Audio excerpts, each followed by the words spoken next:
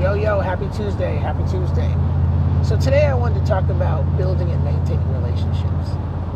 You know, people don't understand how important relationships really are, and I don't really mean the intimate relationships. That's not the only thing I'm thinking about. You curves, bow, chicka, wow, wow. That's not what I'm talking about. What I'm talking about is relationships of any kind. You know, if you look at history, one of the most significant discoveries known to man had to be the ability to harness fire. What you see almost immediately is the birth of communities. Before then, people were kind of like nomads. You know, they did their own thing. It was all about survival, just surviving. But once you see fire, you start seeing thriving communities, farming, trade. That's the important thing in life, is the community. And what I'm starting to see is that, you know, the focus in our country isn't necessarily community-based anymore. If you see something wrong and you do nothing about it, aren't you part of the problem? And I feel as if that's what's happening in our country right now. I feel like that's what's happening in people's lives. The question is why are people more willing to hold on to bad relationships and maintain those than hold on to good relationships or work on good relationships? Look, relationships are give and take. Give and take. That's just how it is. And if you're in a relationship with anybody, business,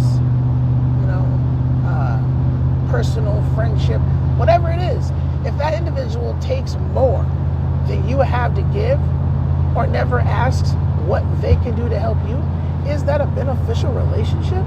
Like, think about that. The other question is why do you want to fight something that isn't working? You ever see those kids play with those little toys that you put the shapes in the box, you got to match the star to the star, the square to the square? Why would you try to stick a star shape into a square? It just doesn't work, right? So ask yourself that today. Ask yourself, if you have bad relationships of any kind, maybe you should, think about those and ask yourself if those relationships should be in your life.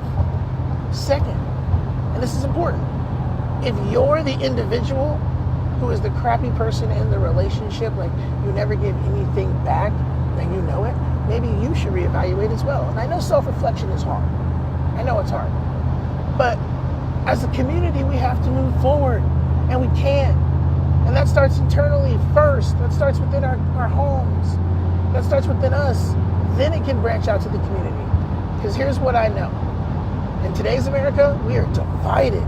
Divided for no damn reason. Divided by an orange president. Divided by race, class, gender, sexual orientation. And then everybody's got the nerve to talk about unity.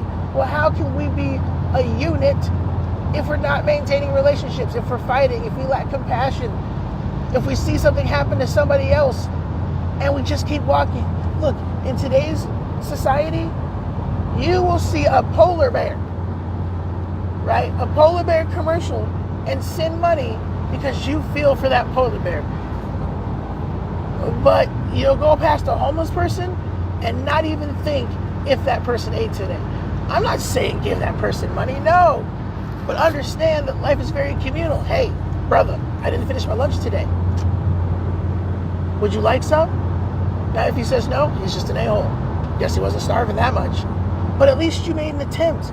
You made an attempt to do something that was beneficial for somebody else. So think about that. Do something outside yourself today, right? It's not all about you. It's not all about me. It's about us. All right. Peace.